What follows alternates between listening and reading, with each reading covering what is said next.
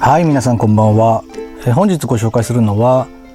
バトンエアソフトの BM9 CO2 ガスブローバッグになります。はい、このエアガンですね、タニオ工場とですねバトンエアソフト、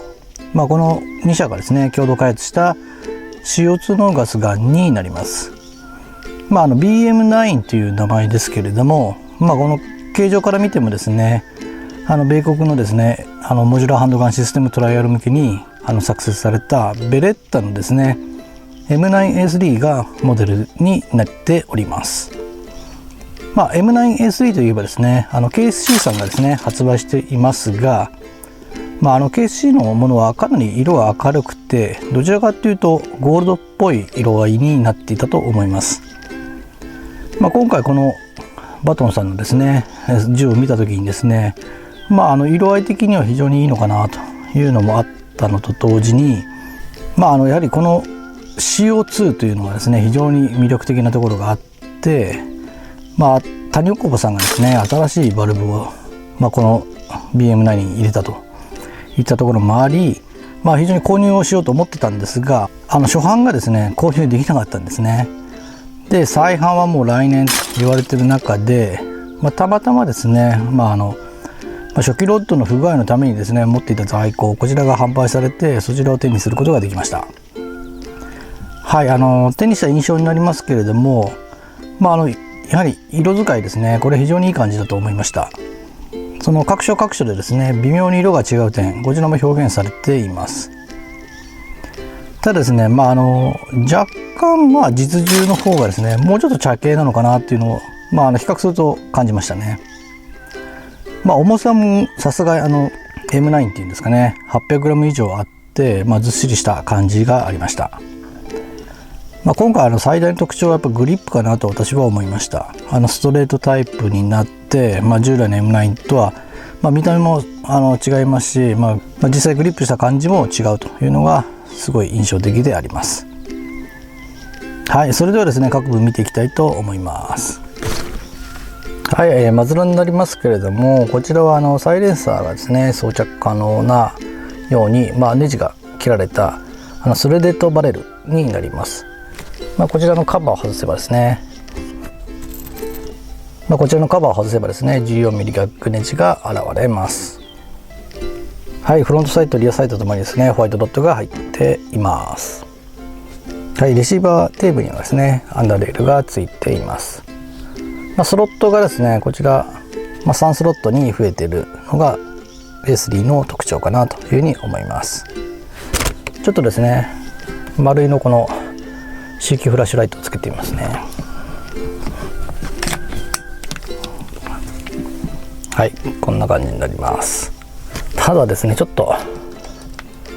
ガタガタですね。ここら辺は調整が必要なのかなというふうに思います。はい、スライド左側の刻印はこの通りになります。実銃ですとこの先端のとこですね、ここにベレッタの刻印が入っているんですけれども、今回これはないですね。はい、はい、トリガーなんですが、こちらコッキングするとですねこのようにですね、手前側っていうんですかね、こちら側に引かれるようになります。トリガープルはですね、シングルアクションは非常に軽いですね。ダブルアクションもハンマーを見ていただく通り、スムースな動きはしています。はい、マガジンキャッチはこちら左側になります。これ左右の入れ替えはできるタイプのようです。はい、グリップはですねこちらバーテックフレームによるですねストレートタイプになります。この前後の幅ですね、こちらは小さくなったように感じますが、横幅っていうんですかね、これはやはりちょっと大きめかなというのがあって、やはりここはM9 と同じ形がします。はい、あとですね、はい、こちらのロゴもですね、残念ながらベレッタの3本の矢ではないです。はい、あと下にですねラインアドリンクがついています。はい、スライドストップは左側のみになります。こちらはですね、はい、このようなリリース音になります。でもしかするとですね、これスライドストップはですね、直接スライドに引っかかるタイプかもしれません。はい、あとこちらはセーフティーになりますが、こちらはアンビニタイプになります。はい、こちらただデコッキング機能はなくなっています。なのでこのようにコックした状態でコック&ロックというロックになります。はい、スライドの右側はこの通りになります。こちらの刻印は、結構実銃に近いんじゃないかなというふうに思います。はい、こちらがマガジンになります。マガジンの総弾数は22発になります。こちらですね、この真ん中に切り抜きがあるところ、ここに要するに CO2 のですね、はい、こういった CO2 のですねカートリッジを入れるようになります。入れ方はですね、一応ここの下のですね、こちらをレバーを下げていただくとこのボトムが動くので、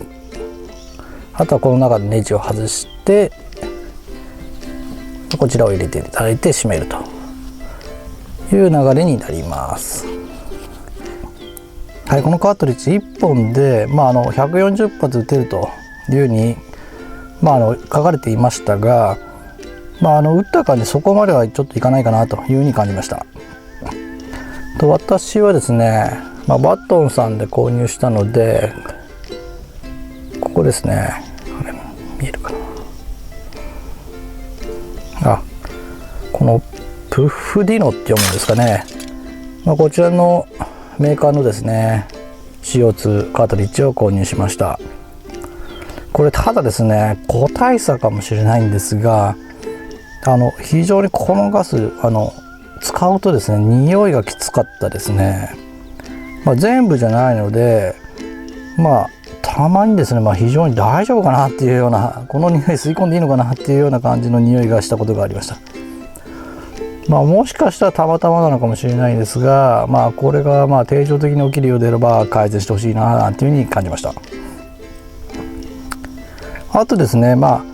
ニュアル等はこのやっぱりプーフディノっていうんですかね、こちらの使用を推奨されていますが、多分ですねマルシンのカートリッジも使用可能だと思います。先端の形状とかを、見てみるとほぼ同じなので、使えるんじゃないかなというふうに思いました。はい、あとこちらがタニオコバのバルブになります。これ閉めることは可能なんですけれども、外すことはできないような仕組みになっているということのようです。はい、それじゃあ通常分解したいと思います。マガジンは外しておきます。はい、こちらですね、反対側のですねこのボタンを押してですね、テイクダウンレバーを下げるとこの通りスライドと分離が可能になります。はい、でこちらがリコイルスプリングと、あとですねこの先端のカバーを外しとかないと抜けないでしょうね。